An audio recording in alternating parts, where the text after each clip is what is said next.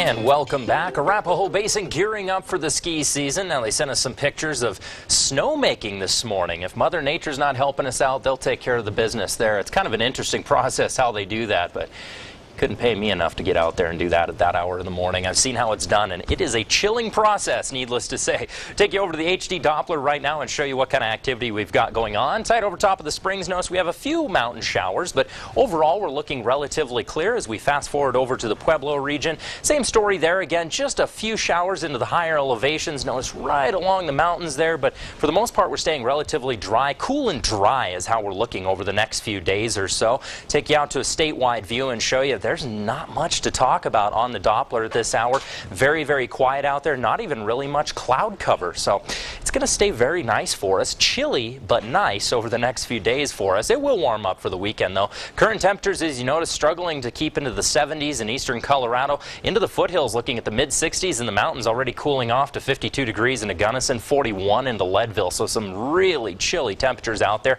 As for the sky scan, notice we do have a little cloud cover out into eastern Colorado, but the system we're keeping our eye on right now is actually up into Montana and Wyoming. Notice this little bit of green poking in right there. That's some cold Canadian air trying to drop down on top of the state. Now it's going to lose a lot of the shower activity as it enters into the state of Colorado, but here's how it's going to play out for us. We're expecting to see a little bit of cloud cover with this, but notice when it moves through, much of that moisture is going to stay up into the northeastern corner and really drift off into the Kansas region for the most part. The heaviest effect of this cold front is going to be windy conditions. When it moves through in the early morning hours tomorrow, we're going to expect winds to kick up. Now throughout the Springs and here in Pueblo, probably not going to be overly windy. For the most part, right along that Kansas border is where we're expecting the wind to really kick up. But look at how clear things are.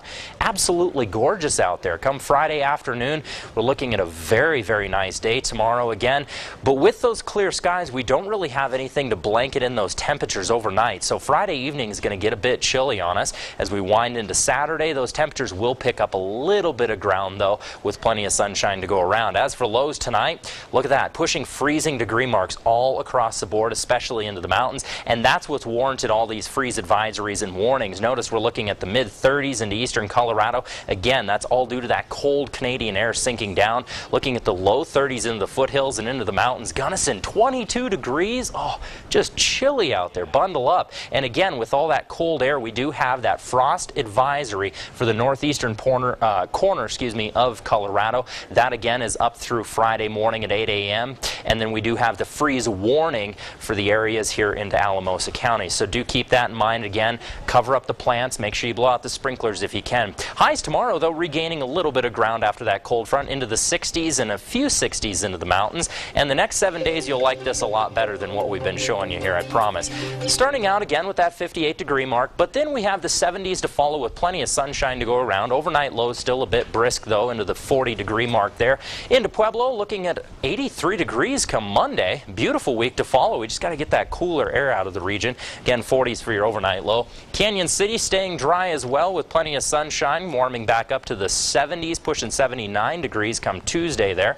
40s for your overnight lows. And even into Teller County, we're looking relatively dry. Can't rule out a real sporadic isolated shower. Might see a skiff of snow over the this evening or so, but for the most part, just a little skiff. Just a skiff. Heard that word. Yeah. I prefer skosh, but skosh. Yeah. We can integrate skosh into the forecast, but as you know, it's relatively dry, so it's going to be chilly but dry. So tomorrow a little dip, and then for the weekend? Yeah, the weekend's looking nice, and then this next week, if I don't show up for work, I might be playing hooky. All right. Well, just forewarn you. You deserved it. You've been working at least, what, 2 days in a row? Yeah, exactly, right? Putting in the long hours. Thanks, Jason. Yeah. Appreciate it, buddy. Jason.